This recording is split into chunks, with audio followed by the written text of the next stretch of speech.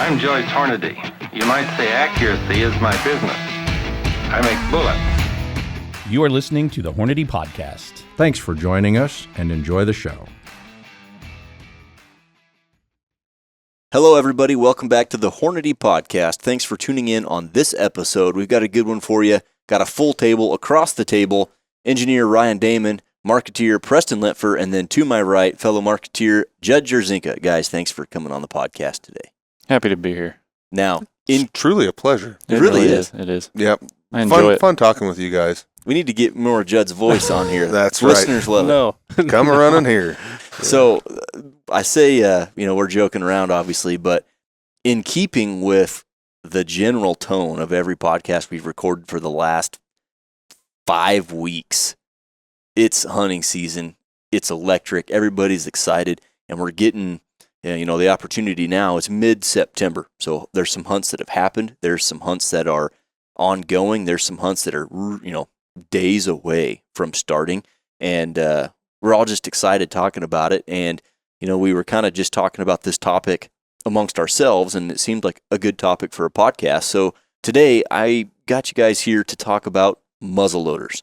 Now, muzzleloaders as a whole, a lot of people have a lot of different opinions on what they like and what works for them, and there's a lot of nuance to it. It's not as simple as buy a box of ammo, buy a rifle, close the bolt, and send it. There's a lot more to it for a lot of folks. And for some folks, that can be really intimidating.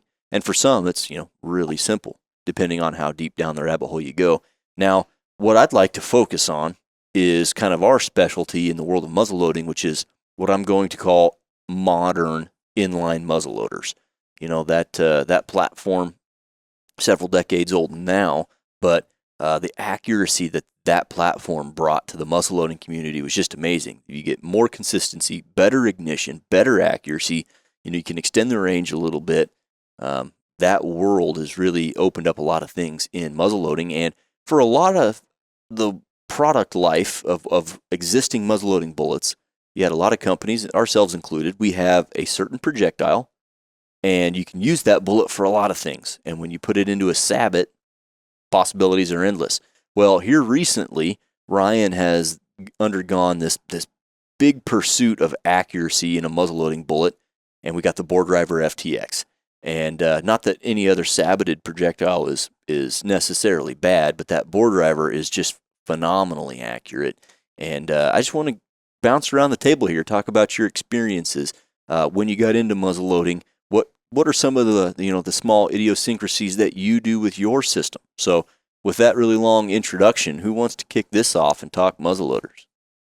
I'll go back a little bit further, than you anticipated, but my first muzzleloader experience is with a percussion cap muzzleloader. So nice. Still modern, polymer stock.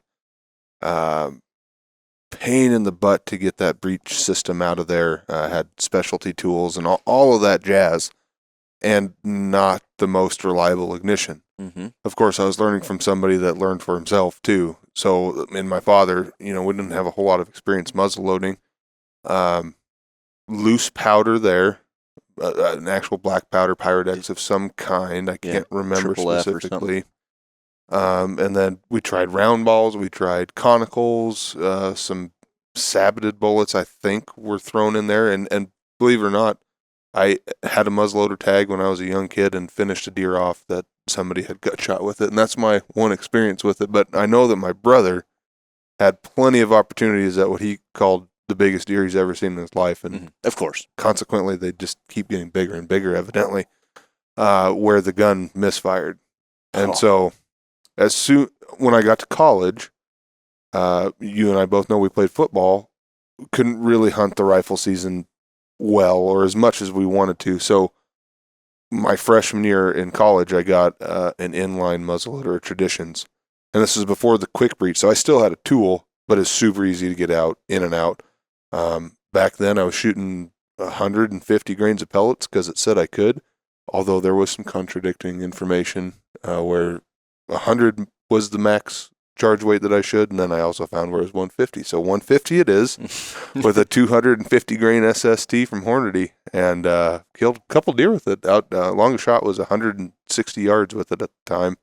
It's a fine muzzleloader. Yeah, it Never still, let you down. still shoots great. Mhm. A couple of years ago, Jaden Quinlan, who's been on the podcast, Quinlan's Corner, shot a doe at 200 yards Mhm. with that muzzleloader off of a tripod, no less. But yeah, I dig it.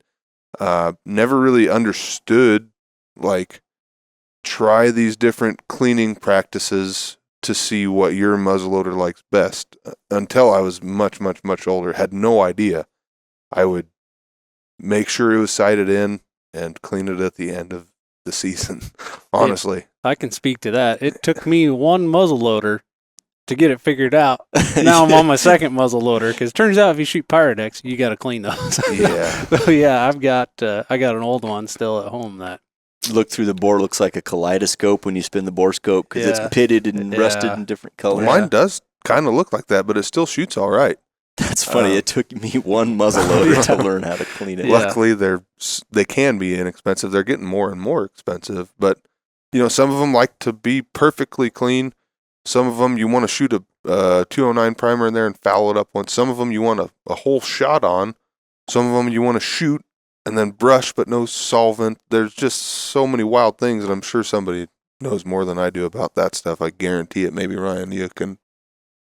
Well, I Give can us speak your to it input. just from my experience of doing the board driver development and testing a bunch of other bullets and then our bullets and prototypes of the different skirt piece we have on the back in the early stages of that.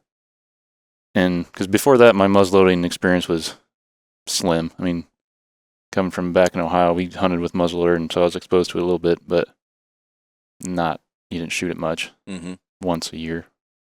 And then if you get lucky enough to shoot a deer. But so I've shot a lot in a short amount of time during the development of this new product, and I've learned some things, some stuff that works better, some stuff that doesn't work. So we can talk about that kind of stuff. Like, generally speaking, I have rules of thumb I like to stick to: loose powder, not pellets. I will say when I became aware of Blackhorn 209, I do use that now. Weighed by weight, just because of OCD. Yeah, so we'll go down that road. I have some strong opinions on that since we were talking about that the other day. So when we were talking about in the other episode about what we do to get our hunting rifles ready for the season, and you hand load pretty much any deer or big game animal you've killed, you've hand loaded that ammo. You're not guessing that charge weight. You're weighing every charge. You know what you're doing. It's a precision process, right? So my argument is, if you're trying to make that happen in any weapon you're going to use to pursue a big game animal, I want to know I have a consistent muzzle velocity. I know I have a consistent point of impact. And the best way to do that is measure every powder charge you're going to put into that gun.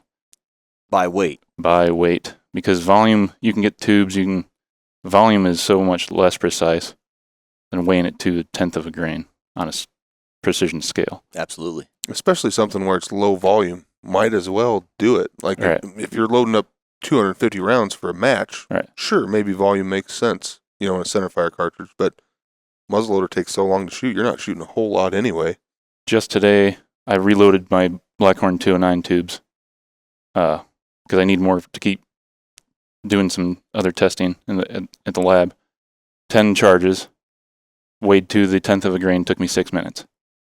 I just out of the powder commercial tub too. It's like I didn't want to put it into some trickler or anything. So just throw 10 charges. It does not take very long. No, it takes you way longer than that to shoot 10 shots. Yeah, you'd probably, if you did it volumetrically, you'd probably only cut that by a few minutes. Yeah. So I want to clarify the thought there. So you're saying if you're going to shoot black powder, shoot a granular propellant because you can weigh it much more accurately. And so the argument against the pellet would be one, and mainly that they're less consistent from a weight standpoint. From a convenience standpoint, man, they hit that out of the park. Sure. Dropping pellets in there, that is easy peasy. Sure. That's a great way to get into it. It really is, Yeah. especially if you're, shooting 80 yards or something like that. But we're trying to be precise. Those pellets, do they weigh the same, or are there more variances there? Yeah. So those are compressed powder, and I don't know the chemical composition, but you'll see little nicks and chips off of the edges, and you can measure 20, say a small sample size of 20. You measure a couple grains variation in weight and mass. It's like, well, that's not 5 to 10%. That doesn't really scream precise. Right. And even if it does or doesn't make a difference, the fact that that's a variable that you Sure. don't have control over doesn't make a guy feel very good, especially for a couple minutes worth of your time to load up a season's worth of powder charges. And the weight, that's one variable there. The other is the benefit to loose powder over pellets is cleanliness. That's another And big one, as Judd pointed out Forced earlier. to reload. I mean, I could shoot in Blackhorn. Once a barrel's lived on Blackhorn its whole life, been shot Blackhorn cleaned, it doesn't build up a bunch of fouling. You don't get a bunch of left behind buildup in there. Mhm. And throughout all this bore driver testing, I would shoot a bunch of consecutive shots without cleaning because I had a bunch of different muzzleloaders shooting a bunch, testing different things side by side in different guns. And then you shoot a couple shots with pellets, and those consecutive shots get increasingly more difficult to load, regardless of what projectile you're trying to shove down there, just because there's so much junk left behind in that barrel. So when you do go to clean it, it's more effort. It's more effort on your part to get that thing clean. I saw my buddy from high school. His dad took the old ramrod and put the copper brush on the end of it and chucked that up to a drill way back in the day when everybody was shooting pellets, and that was his quick way of getting it clean. Yeah. Barrel makers might cringe at that, but Yep. it did work, and the distances we were shooting were essentially archery range. Well, and in that vein of cleaning, to change gears a little bit, like Preston mentioned, some muzzleloaders and some people may not have an impact on the actual muzzleloader, but some people have a lot of different practices on how they clean, what they clean with, and the interval in which they clean, because that can have a big impact. Like you mentioned, you got to get the bullet down the barrel. So there's a finite number of shots before you're not pushing a bullet down the barrel when you're using black powder substitutes. Even Blackhorn 209, which is, heralded as one of the cleanest burning black powder substitutes out there. You still, how many shots do you get before you got to clean? Depends on the muzzleloader, but it's usually between 6 to 10, and that's all you're shooting. And you got to clean it out. And what have you guys found that works for you? I know the muzzleloader has a little bit of a say in it, but some of it's more for our personal satisfaction. What do you guys do as far as cleaning goes? My preference is wet patches with some solvent, Blackhorn 209 solvent, or Wipeout, some solvent. Patches, until those patches are clean. I don't like brushes. Maybe that's just my mindset coming from cleaning rifles. Enough of guys that I trust that say don't put brushes in barrels. Mm-hmm. Abrasive brushes. Sure. So yeah, I'll run patches until that patch does not come out black anymore. And then I'll run one more for good measure, and then a dry one. And if I'm going to put it up for a while, I put some type of boar butter similar down the barrel. So you're all wet patches, no dry in between until the end. Mm-hmm. When I was doing pellets or substitutes besides the Blackhorn, pre starting with Blackhorn, I would do the same thing, except I would use a brush, because otherwise it takes a long time. Yeah. Oh yeah. Nylon brush? No, copper. Yep. Brass. On rifles, I'll absolutely use nylon. But you can ask all the barrels in the lab right now. They get treated with a copper or brass brush, and they last a very long time, very accurately. I think it's all in the practice, and Sure. there's so many voodoos with that in people's heads. Yeah, Yeah. exactly. But I would throw in the brush in there with your system, and then I would always do boar butter. And that was with the Thompson Center pre-made, soapy solution, white bottle, yellow label. After Blackhorn, I read on their site, I think, you can use just a standard centerfire rifle solvent. So I would use Hoppies. I think I still would throw a brush in there. It's been a long time since I've used it. I now run a smokeless muzzleloader. Thank you, Nebraska, for that. Mm-hmm. If you're listening, let's keep that going. But yeah, I think I went 12 shots one time with Blackhorn, and didn't have to clean and was still accurate. Wow. So that's pretty cool. That is pretty. I did 14 was my longest streak. It's pretty impressive. Yeah. And you don't have to be as fast about cleaning it as you would with something else. Yeah, with 777 or with the pellets or white hots it's, sometimes 3, 4, 5 shots, and that needs cleaned out or. Like within the day. Yeah. Well, and they're corrosive, so they're, Yep. or I don't know if corrosive is the right word, but they're going to attack your barrel if you're not careful. I'd say I'd probably do. Mine's all group related. It's probably not ever more than 10, but if I'm going out to the range, I'll shoot my 1 or 2 fowlers, shoot a 3-shot group. If I need adjustment, make an adjustment, shoot potentially another 3-shot group, and then just because it's what you do, now I'm going to clean. I've never really Pushed tested. Yeah. I'm more particular on after cleaning of, I think I said in the antelope podcast that whether it's factual or just in my mind, I like 2 shots. I like to hunt with 2 shots on my muzzleloader. So Sure. my that might be hunting what shot your would be muzzleloader my liked. 3rd shot. So But Yeah. you bring up a good point about fouling, though. Like, I think when I first got introduced to Blackhorn, I called in and just talked to him back when it was just Western powders. And he said, you do need to clean it just like you would with a regular black powder substitute. But if you want to foul it with a primer or 2, Mm-hmm. that can almost act as a replacement for a fouling shot. So that's what I did. And consequently, I'm going to chalk it up to that. Me and Matt Ritchie's been on the podcast, went hunting 3 or 4 years ago, and I forgot to foul it before I loaded it. And we were at the spot late enough where I didn't really want to do a true fouler at that point. So I said, okay, we're going. I'll just take close shots. I missed a pretty darn nice buck, and he'll remind me of it from time to time at 75 yards, proned out with a bipod. And I guess, I don't know, I'll chalk it up to fouling or a lack of it. I don't know. I That's believe one it. of the voodoos. Yeah. Yeah. I've seen the more and more I shoot, I'm on Judd's philosophy of almost on the 2-shot fowler because I will see, even on a clean barrel with a primer foul, because I see moisture stay in that flash hole in a breech plug. If you clean a breech plug and don't shoot it with air, or make sure that thing's dried out, and you put it back together and close it up on a break action gun, that moisture will probably stay in there longer than you want it to. That primer is a good way to blow any moisture out of there. But yeah, so primer foul and then a shot. Okay, that's my fowler. And then for the next 2 shots, I'm still seeing muzzle velocity creep up back to where it should be Dang. on certain guns. So that takes like 3 shots to get back. Okay, that's my, I'll call it static muzzle velocity with the same charge. So that kind of, for my personal use, I'm going to go probably 2 shots. That's Two interesting. fowlers. No. Yeah. Judd, real quick, before we get too far down the line, what was your introduction to muzzleloading? When did you jump on the muzzleloader train? I honestly don't remember when it was, but I can remember I was young enough that I can't remember. I think I was still in high school because I wasn't 18. And even to buy the muzzleloader, I had to talk my mom into buying this muzzleloader for me.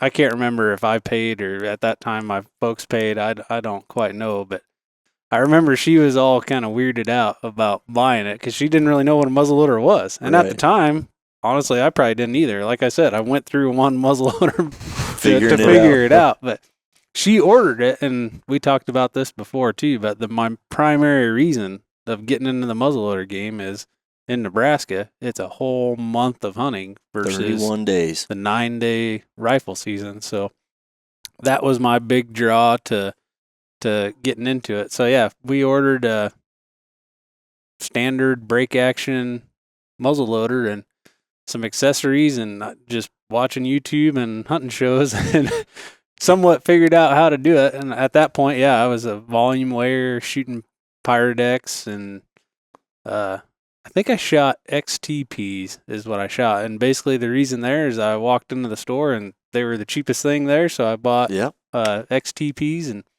240 XTPs in the green Yeah. Sabo and a 50 cal is the hammer, though. yeah, Yeah. they were awesome. Those are awesome. And anyway, it took me a handful of years before I finally sealed the deal with that muzzleloader, and I got a doe one late season in the snow with the 240 XTP. So, and then since then, I've switched muzzleloaders. I did the antelope muzzleloader hunt that was in September, and shot 1 or 2 other deer here in December in Nebraska. Shot a dandy buck in Nebraska. Yeah, that was the year of the muzzleloader when I shot the antelope and that buck. So Last day of the season can't hold anything back. Well, I mean, probably one of the more dandier bucks you've Nice. shot for sure in Nebraska anyway. Well, I don't. Yeah, to go off on a tangent here though, too, you could say that, you hear other podcasts and people talk about, hey, if you had one day to kill a deer, we'll give you one day. When's it gonna be? A lot of people say, what state am I in, and what's the last day of the season? If it's the last day of the season, December 31st, when I shot mine, I'm sitting over a cornfield in the snow. If it's super cold, you're gonna see deer. So, and that's the way that worked out for me. I had a field full of deer. So And that was your typical, like if you close your eyes and picture an 8-point white-tailed deer, that's that deer. Yep. Good looking buck. It was pretty cool. Yeah, it was a lot of fun. But yeah, anyway, that was back in high school, but the biggest draw was the length of season. The length of the season. Yeah, and since then, I've kind of fine-tuned a few things. No longer shooting the Sabo or the Sabot. I'm shooting the board drivers. So I don't know if that's something we could dive into there, but is there, what makes the accuracy difference, or is there an accuracy difference? Because I'd say the board driver I'm shooting, they shoot good out of my muzzleloader, so that's why I'm shooting them, and they're the new hot thing. So Before you answer that, I want to give because this will lend itself. We were talking about how some guns are a little picky on how many shots are on them to get stable and to get accurate and get clean. And I think Ryan's going to answer your question, Judd. And I think before he does, it's important to note that there is no standard dimension on barrel diameters with a muzzleloader. If you pick a 6.5 Creedmoor, 30-06, or any other centerfire cartridge, you go to SAMI.org, you can look at the dimensions that barrel has and its tolerances and the conforming members, which are all the gun builders, and they're going to make it to that dimension. And with a muzzleloader, that doesn't exist. So you have bore dimensions that are variable, and that creates some of the nuance with you got to shoot 2 or 3 shots before it's accurate, or you got to clean it this many times or whatever. But I would like to hear Ryan answer your question, because that's, I don't think a lot of people fully understand a Sabot and the board driver and the differences in accuracy that you're seeing. Sure. Yeah, there's a bunch of reasons I like to credit for the accuracy of that. So, like you mentioned, bore diameter variation. So, from the bullet design standpoint, you got to make some system that's going to seal up. It's going to give you a good gas seal and ideally engrave, and you're going to get that bullet spun up consistently every time to whatever twist rate your barrel is. A lot of times it's 28, one twist and 28 inches, your standard factory muzzleloaders.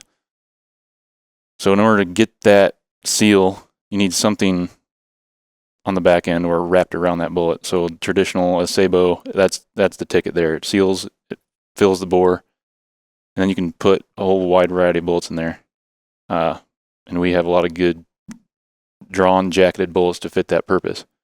In some states and areas, that's not legal for hunting. You gotta have a non-Sabo projectile. So there's a hang up there. That's one reason, okay, we need something to offer there. Part of the reason we went down the bore driver path. And it is a purpose-built muzzleloader bullet, and its bore diameter. And then you start looking at comparables on the market. A lot of them are plated lead. Okay, there's a lot of issues with that because the way those are manufactured in multiple different processes, they're handled a bunch of different times. Made on a header, they're washed and then plated, and then they got to be fed back into a machine and put a tip in and swedged up, and all those processes create variables. And the biggest thing is roundness and the concentricity of that center of mass to the outside of that part and how it seals up and engraves consistently. So we shoot a ton of these board drivers out of a ton of different guns. They always seem to shoot pretty dang good. I mean, I can't find a really gun that's like, oh yeah, they don't shoot well out of that. Seems very forgiving because of the redundancy we have in the design on the skirt. It seems to always seal up well. It always twists up and spins up well. And right off the press, that projectile's finished. You have a very concentric outside wall as the jacket. We make those similar process to any other match rifle bullet we make. We can draw a really good jacket. We've proven that a long time ago, and we know how to do that pretty well. So we can apply that to muzzleloaders. The biggest, so kind of rambling here, but the biggest thing I think is it's a drawn jacketed bullet and it's bore diameter. That's not a sabot. So how do you get that to happen? That's where the whole skirt concept came into play. You gotta have enough interference there where you can seal up, and that your bullet's not gonna fall out the muzzle when you're carrying it around in the field. Yet it's got to be loose enough where you can load it with reasonable force. So I don't know if that answered your question. Just rambling there. It made me think of another one. So if we want to talk about terminal performance, what's the difference between the plated bullets and an actual drawn jacketed projectile? Yeah, or to extend on that, so like exactly what Judge had said, but also why is the bore driver specifically, you said it was purpose-built for muzzleloader. Yeah. Well, how does that compare to other bullets that are drawn jacketed, like our, SST, for example? Right. So for our bullet to work, we rely on that thing to obturate, to swell out and fit that bore diameter and engrave. That's part of one of the several components that help that thing spin up. In order for that to happen, your material needs to be somewhat soft and pliable. I mean, it doesn't apply, but you can kind of wrap your mind around that concept where it's going to get a ton of pressure smacked on the back end. Okay, it's going to swell out. So in order to do that reliably, the jacket's thinner than, say, our SSTs or FTXs, where those are originally built for rifle cartridges. They aren't muzzleloader bullets. They don't need to worry about them obturating. They're in a rifled barrel, not loaded from the muzzle. So those have a lot more characteristics built in the jacket. But there's some trade-offs to get this whole process to work, and that's why these are a thinner jacket, but yet they're way thicker than a plated bullet. So on a plated bullet, you're like 2 or 4 thou thick plating on pure Paper lead. thin. Literally paper less, thin. Yeah, or less. And we're probably 4 or 5 times that thickness on a drawn jacket for those bore drivers, like 15, 20 thou thick. So that adds a lot of integrity to the jacket upon impact on a medium, whether it be ballistics gel or a game animal. The core is still pure lead, and that has part of the reason is how we form the base to accept the base of that projectile to accept the skirt, the post on that skirt. The manufacturing process behind that pure lead just lends itself better than a harder alloy lead. But the jacket supports that lead so much better than just having a thin plating around a pure lead slug. Because those things, I mean, they squash to nothing. When you see pictures of recovered bullets, yeah, they're heavy and they deliver a lot of energy, so they work well. But if you're shooting an elk or bigger game, or hit a shoulder blade, or you'd something. like to have more penetration. Yeah, You got an interlock on the bore driver, correct? correct. Yeah, Yeah. Yes, drawing that jacket traditional way we do allows us to put some features in, thickness profiles and interlocks and things like that, rather than making a lead slug a cold-headed lead slug and then having to have it plated. It opens up more opportunities on a design standpoint when we have a drawn jacket. Well, last year, Judd, you shot a Mamba Jamba in Illinois with the bore driver. What was that experience like? Yeah, that was. I was going to bring that up. And then you shot one video. in Kansas. Yeah, that was a pretty neat deal. I got the chance to go out to Illinois and hunt whitetail on. Not that Illinois is known for big whitetail or anything. And I was on the dream mecca of whitetail properties. It was pretty surreal. Kind of neat to just even sit and think back now about that place. It's pretty cool. That was actually with Greg Ritz, and man, he did everything you could do to that piece of ground. It is beautiful. He knows a thing or two about a thing or two for whitetail property. I drooled the entire time I was out there. So, yeah. Anyway, we were out there and saw all kinds of deer and had a buck that I was after. He's got trail cam pictures of all of them, and there was a couple of them hanging out in the area he sent me to, and the one popped out, and it ended up walking straight at us. and it ended up being like a 30-yard shot. And by that time, it was the biggest deer I've had the chance of shooting so far in my life, and it kind of picked us off because I'm shaking in the tree stand. The whole trees, the leaves are falling down. 30 yards away. So it kind of picks us off and is kind of checking us out. So it's quartered pretty hard to us. And at 30 yards, shooting the jacketed heavy bore driver, I didn't think twice. I put it just right in the chest, and he dozed to the ground instantly and maybe just ran downhill 30 yards and piled up. So yeah, it was pretty cool. And you can see it was actually on camera, on video, and in slow-mo, that bullet hits him and his whole body just soaks up the energy. Yeah. It was pretty stinking cool. And you were able to find that bullet, right? Yeah, I've got it at my desk, Yeah. which is pretty stinking cool. It still held its integrity. It expanded, quite a dang bit, but yeah, it still 30 held it. yards. Yeah, it was some energy. I'm trying to think. That was with the Traditions muzzleloader. I don't think I was shooting 80 grains. 74 75. grains of weight. It was 75 something like pounds that. Yeah. I can't remember something like that, but yeah. So there was some energy behind that sucker. Did you ever weigh that recovered projectile? I did, but you're going to put me on the spot here. I can't quite I had remember to. what I it is. forgot about it. Yeah. I honestly did too till you said that. Yeah. Greg actually found that when we were going through it, but yeah, that was pretty cool. So yeah, 30 yards right to the shoulder, toast. Hammered him. Wow, Yeah. and what people have to realize, if you haven't seen the video, it's a hard quarter, like kind of inside of the shoulder blade, I would say. Yeah. And so it's totally expected that you would find that because it had to go the length of the deer Yeah. to exit. Well, and to juxtapose that with a plated bullet like we've been talking about, you get that shot opportunity and you get a bullet with no jacket integrity, with no jacket to speak of, no interlock ring, just soft lead, and you plant one square on the shoulder or the point of the shoulder at almost muzzle velocity, you might not get the penetration. And matter of fact, I shot a plated bullet into gel. This is back when I was in ballistics. We just wanted to see comparatively what these bullets looked like to our, at the time, R&D project, as it turned out to be the bore driver. So we were going to shoot them at muzzle velocity at a adjusted 100-yard impact and like a 200-yard impact. Well, the muzzle velocity shot went 10 yards downrange, hit the gel, and then came back out of the gel about the diameter of a 50-cent piece and hit me in the leg. Oh my goodness. Ryan Damman was there to verify. Yeah, it was crazy. What was your reaction? Oh, I'm hit, man down, Black Hawk down. No, I mean, it felt like somebody, tapped me or threw a 50-cent piece at my leg, because that's basically what it was. Jeez. But that wasn't a hot rod, we're juiced it up with something. That was a 80 grains of weight, so 100 grains of volume charge, a Blackhorn 209, and a 26-inch muzzleloader.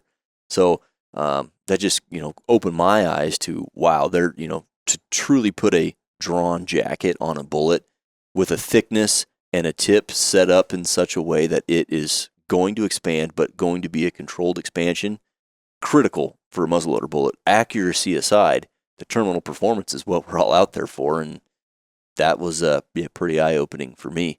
And I've saw the video that, or have seen the video that Judd shot, and that, I mean, it's a mature deer, so there's, and it was later in the season, so this thing's all fed up, huge, and then just the ripple of his body and the skin is. Yeah, that was pretty stinking cool. But yeah, a testament to that bullet. I'd felt like at the time, and I mean, he knew we were there at that point. He was head up looking at us. So at the time, I kind of just felt like this is my chance, or he's gone. So put it just left to center line because he was slightly quartered the opposite way, and yeah, toasted him. That's what I like to hear. Well, my personal experience with muzzleloaders. Yeah, we always save you for last. I guess, and not that this is going to be pretty short, because growing up, Dad had a Thompson Center Encore, really, really nice one. He had some barrels for it, but he had a muzzleloader barrel for it, and nice wood stock. And he hunted with it a couple of times, few years, and then he got out of muzzleloading and rifle hunting altogether and was strictly an archery hunter, just basically enjoying his time in the stand, looking for the biggest, most mature bucks he could with a bow, and hung up the rifle and the muzzleloader. So growing up, I really had no muzzleloader experience other than I was around it. And then, you get a job here at Hornady, and I learned quite a bit about it, but never really did anything with it. And, would go out to the range with Preston getting ready for season, and he would shoot his, and I'd shoot it a couple times. But really, that was where it ended, because I just didn't have, I had these precision rifles that I could shoot really far away and really accurate with. It seemed odd to me to spend money on a muzzleloader that was, at best a minute of angle at the time, right? So didn't do much to it. Well, I had the opportunity last year to use the Board Driver FTX in a hunt, and I took a company-owned muzzleloader. It's $200, purchased at the Walmart, 24-inch barrel. I think it was the Pursuit. No, Buckstalker. It's the Buckstalker. Okay, and basically learned everything you guys just talked about last year. We did a little video series on it and condensed it down into a short video to include the hunt, which is on our YouTube channel if you want to check that out. But got the rifle in, put a scope on it, Leupold VX Freedom 3-9, and got to shooting the Board Driver FTX with Blackhorn 209. We weighed out those charges at 75 grains, and it shot minute of angle or better from the word go. Mm-hmm. Just incredible. Shooting groups 6, 7, 8/10 of an inch at 100 yards for 3 shots. Which is pretty remarkable. My cleaning schedule, regiment, whatever, was 3-shot groups was as many as I would shoot. So 9 shots, maybe 10 if I shot a fowler. And then I'd clean it. And the way I cleaned it was we had these, and we still have them, in one of our laboratories, we have pre-soaked patches. And they're from Thompson Center brand pre-soaked patches. Just shove those through wet until they come out clean, and run a couple dry patches through it. That's all I did, and it worked really well. I shot the snot out of that muzzleloader leading up to the hunt, and I tried the primer fouling and noticed the groups would open up. My first group would be larger than expected. Nothing crazy, but it would be 1.5 to 2 inches. Then I tried a true fouling shot, and groups would be less than that. Now, I wasn't doing huge shot samples, but I noticed this trend. So going on the hunt, I always went with a shot muzzleloader. I'd shoot it either the day before, put it away dirty, and then hunt with that dirty muzzleloader, clean it when I got home. But for me, that's the way I did it. And then, I put it away after the December hunt. We killed this beautiful whitetail. I mean, you guys all saw the video. It's on YouTube if you want to check it out. But a stud 140-inch and change Kansas whitetail came out, 102 yards, perfectly broadside. It stopped to look up, for a photogenic moment here, and caught a 290 grain Board Driver FTX right behind the shoulder. Both lungs. It made it to the tree line, and then we thought it went a long ways, but it did not. We thought it went a long ways because there was a pretty long duration from when it entered the tree line to when we heard a crash. But it had to have just stood there and then crashed, because it went 20 yards to the tree line and 20 yards into the trees and piled up there, which was great to see. And then we had a unique opportunity to clean this animal. I thought what was cool about that one too, and I'm sorry if I'm stepping on your toes. You're not. I'm talking too much. Most muzzleloader kill shots I've seen, or Terminal Performance has that bullet expanding rapidly and never exiting, which some people may like, but personally I like it to dump a lot of energy. But if I can get an exit, that's cool too, especially on the muzzleloader. If I'm going soft tissue behind the ribs, for really no chance for any central nervous system activity, a blood trail is awesome, and you got an entry and an exit on that shot. I was there. I'm not partial to that video at all on YouTube, but if you search Kansas Board Driver whitetail hunt, I might have shot and edited that. Yeah. Well, what was unique, though, what I was going to say was we got to take that back to a shop that had a electric hoist, and we didn't quarter that thing up and carry it out. We very meticulously skinned, cleaned, and got the meat off of that thing. And so we got to look at really kind of do a dissection on the terminal performance. And like Preston mentioned, it expanded rapidly, liquefied lung tissue, and then still had enough steam to get out that other side with a nice exit wound. So was really impressed there. Came home from that hunt, cleaned the muzzleloader just like I always did with those pre-saturated Thompson Center patches, and then I sprayed a patch down with some Hornady one-shot gun cleaner and lube and ran a couple patches of that down through, and it sat in the safe until a week ago. I think you guys might have it out here playing with it now for some Black Ops projects that you're working on. Black Ops, maybe not necessarily, but we did a whole podcast on pronghorn, but tomorrow we're leaving. Yeah. Going on a Nebraska antelope muzzleloader hunt. Yeah, I don't know what episode, but I was going to mention it earlier. Judd was talking about some of his experience, and he mentioned that podcast. If you haven't, check out the Preseason Pronghorns podcast a few episodes back, and Judd outlines his really awesome public land Nebraska hunt, and you guys are headed there manana. We've already had a trigger pulled since that podcast. That's true. We got to kill it. And we got to save that. Oh, we're going to do a whole other episode, right? Pronghorn. Sorry. Ryan, you may have got a nice antelope. Yeah, we'll leave it at that. Allegedly. Yeah. Yeah. So you guys are out tomorrow. Walk us through what you guys are taking on the hunt. It's mid-September. It's still pretty warm, but we got the fever. What are you guys taking? So we're doing like back in the day when I bow hunted out in this area, this is like the introduction to Western hunting out there. You can there's space, wide open spaces you can see a long ways. I like to do the truck camping thing out there. It's going to be fun because you can just low stress, a very high confidence. We're going to see antelope. I hope. I sure hope. Don't have too much confidence, but being out there before, you're probably going to see them. Mule deer, you can't say the same thing about, but I'm taking my personal inline, tried and true, with a new bullet. I changed it up a little bit, but Skunk Works bullet, little Black Ops action there. R&D project. I'm pretty excited about. Just got some very recently here, so perfect timing. Yeah, and I'm sour about it because I have the board driver group cut up hanging in my office, and it might have got beat by the sounds of it. Yeah, so Judd's got the tightest group shot by a muzzleloader that's outdoors. Hanging on the wall. That was shot outside. On his side. In the office. on a Thursday. Yeah.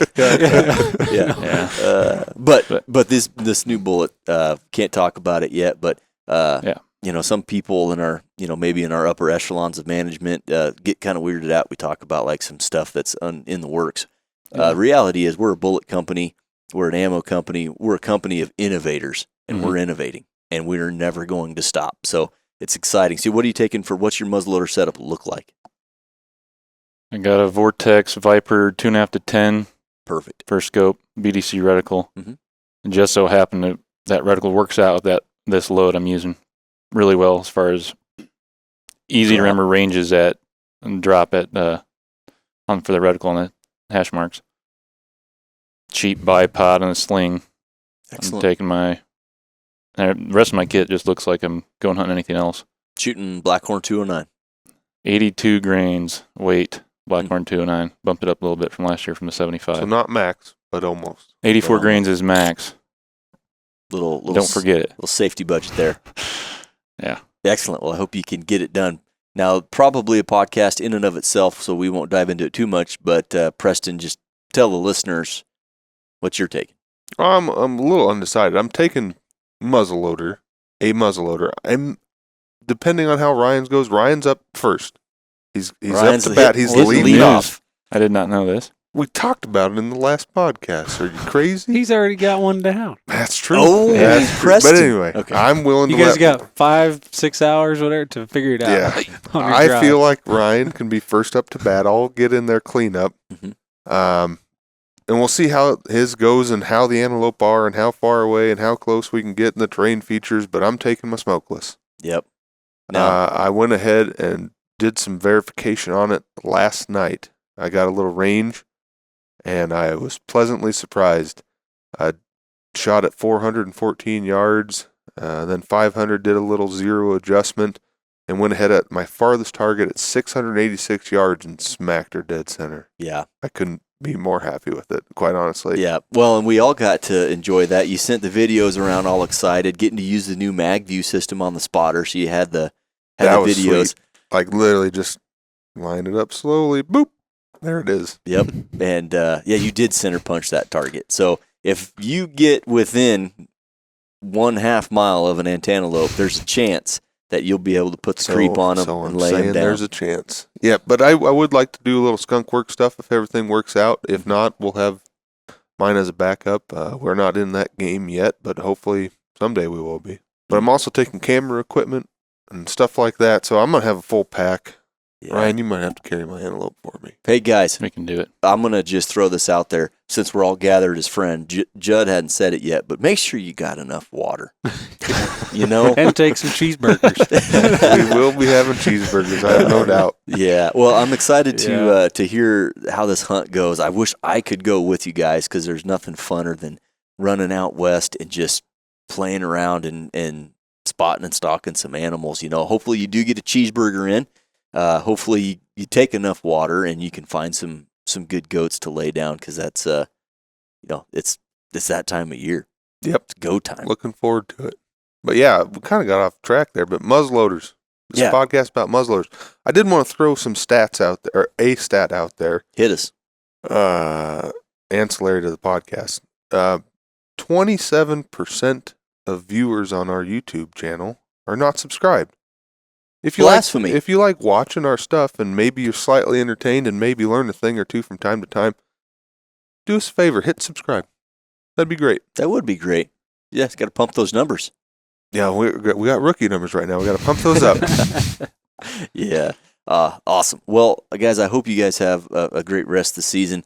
Judd, you got any muzzleloader hunts in the works? You thinking about doing anything? What's going on this year? You got a big year. Yeah, December might be my month to hunt because a wedding and a house remodel and everything else is taking this early season, taking all the time. So, yeah, I think December with the muzzleloader and the board driver FTX, that might be the time to get it done. Might be the time to get it done. I'll tell you when not the time is October, when you're getting married.